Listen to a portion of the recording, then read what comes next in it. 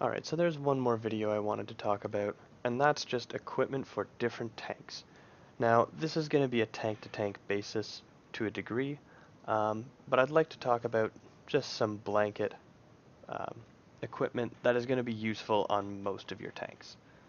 So, in terms of heavy tanks, mediums, tank destroyers, I would highly suggest using the gun rammer on all of those. The idea of a tank is it's armor with a gun. That's 50% of what you are, so you need to put the shells out as soon as possible. If you're not running a rammer, you're putting yourself at a 10% disadvantage compared to everybody else on the battlefield. Something that goes hand in hand with that are the vents. Now vents are like having a second set of BIA. These two together greatly improve the crew skills across the board for your vehicles. So I would suggest running this as well as this. You can also add food if you feel like you want to bump that up more, but we'll get into that a little bit later. The last thing I'd like to note is the vertical stabilizer, and if we open this up, we can see all of the different options for the equipment. These really are the most important up here for your heavy tanks, especially fast heavy tanks. The vertical stabilizer, the rammer, and the vents allow you to be able to attack and put out damage as quickly as possible, and as you all know, when you're rocking back and forth, that counts as your tank moving. Your vertical stabilizer here will help with that greatly. You'll be able to snap shots off quicker. It doesn't have your reticle blooming as much, and combined with the driver skill that we had talked about, smooth ride, that will very much help your shooting ability. Now you might say, well, what if I'm in a hull down tank, like the Super Conqueror for instance? Now you'll notice I have the same setup here. The reason for that is if you're in a tank like the Super Conqueror and you're playing hull down on a ridgeline, there are weak spots on this turret. You can be shot right in the mantlet by high enough penetration. You can be shot through these little gaps here, and you can be shot underneath the turret. If you're sitting still, you're making those weak spots a very easy target, but if you're wiggling back and forth even just slightly, you'll make yourself a much harder target and survive longer. And that's where the vertical stabilizers will come into play, and it will not bloom your gun up as much, and with a very accurate tank like this, you'll have much better damage output. With a 1.3 aim time, it is very nominal, and you'll be able to snap those shots off into the enemy's weak spots. I can just highlight a couple medium tanks as well. Again, the Batchat. Now this one's a little bit different because I do run coated optics. The Batchat's a bit of a niche tank, but again, vents and the vertical stabilizer. With the autoloaders, you can't run a gun rammer, so the extra vision is a good idea. If we go to something like the 907, again a Clan Wars meta tank, you'll see the same lineup. I find that these are very important equipments in the game. It just maximizes your ability to put out damage, and as you can see, I put all purple versions on these, so it just ups it even more. This is mostly the same across the board if I go through a couple tanks. Some autoloaders like the T57 Heavy or the TVP that don't have great vision, or even the 50B that don't have great vision to begin with. Again, we're going to want to run those vents and the vertical stabilizers. The difference here will be the gun laying drive. The reason for that being is if you look at the aim time of the vehicle versus the interclip of the vehicle, your ideal is to get that aim time below the interclip so that every time a new shell is loaded, you'll be able to fire. As you can see, this has a 2.5 second interclip with a 2-second aim time, so because of the gun laying drive and the food and the crew skills, I'm able to fire every one of these shots fully aimed if I so choose. That might not be the case on all tanks, but if you can do that with your autoloaders, it will greatly help, and I'll just illustrate that again here. 2.3 second aim time, 2-second interclip, so this is actually a little higher. It means you have to wait a little bit extra time in between your shots if you want to make sure that they are aimed. So that's the difference there. Now, even non-turreted tank destroyers can have this issue. Turreted tank destroyers, I should say. Now, I do run a gun laying drive on this, and if you look, you're going to want to look on a tank-to-tank basis, but this base aim time is quite high. And you're not going to be necessarily rolling through enemy lines shooting here. You're going to want to be playing a support role, meaning that you don't want to fire on enemies if they're loaded.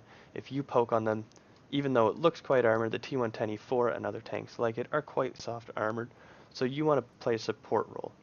That means that if somebody else is taking shots for you, like an E100 or a mouse in the front line, let's say, as you can see running this, you're going to want to make sure you put those shots out accurately, so that gun laying drive will help you with that. I'm just going to illustrate a couple more. Again, hull down tank. As you can see, same lineup. I think these are very important equipments. I'm going to talk about the light tanks as well briefly. The light tanks are a little bit different. As you know, light tanks don't have great DPM. They are mostly vision and speed. Because of that, I run a vertical stabilizer and vents, like I said, in case I get in trouble. And then I run the coated optics, and that allows me to have as much view range as I can on the move. Now, if you know you're in a clan war or something like that, and you're going to be playing a specific bush, I would highly suggest dropping the vertical stabilizer for a camouflage net. What you're going to do with that, or even the binocular telescope, what that'll do for you is up your camo value and up your spotting value. Again, the light tank is not a super combat capable vehicle. You want to be doing most of your assistance through spotting and helping your team win that way, and those pieces of equipment will help you. Now, the other thing I want to illustrate here, as you probably have noticed as I go through, is that some of my tanks, quite a lot of them actually, I run improved combat rations or food as a blanket statement.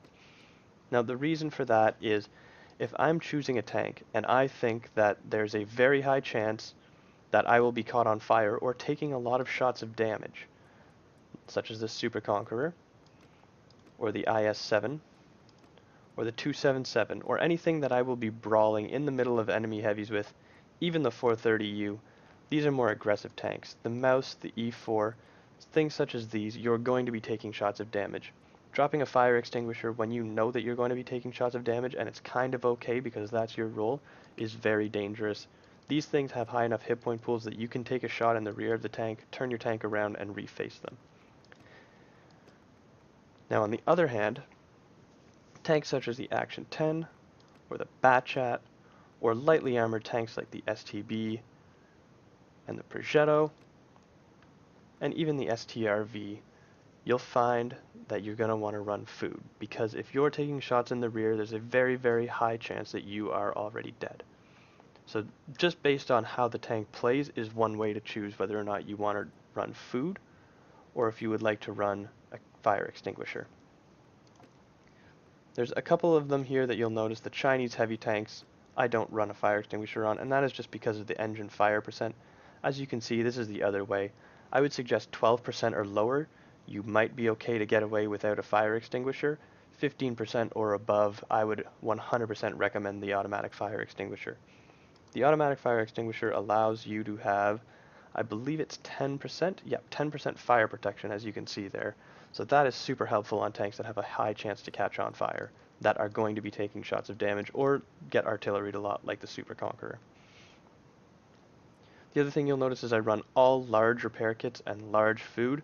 The reason for this is being in the current meta that World of Tanks is, there's a lot of high alpha tank destroyers, I'm sure you've noticed that, and a lot of artilleries out there.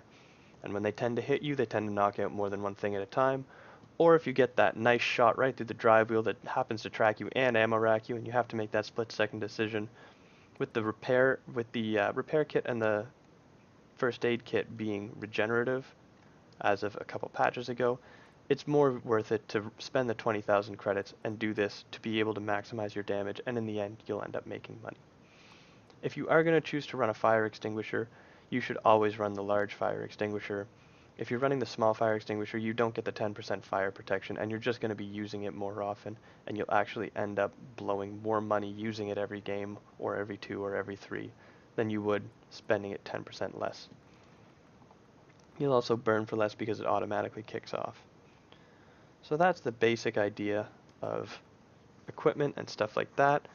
Of course, it is to your own preference, but I highly suggest the rammer, the vents, and the vertical stabilizers for most tanks out there that are not niche role tanks. If you're playing a non-turreted, I suggest the gun laying drive, and if you're playing auto loaders, again, the gun laying drive with the vertical stabilizers and vents.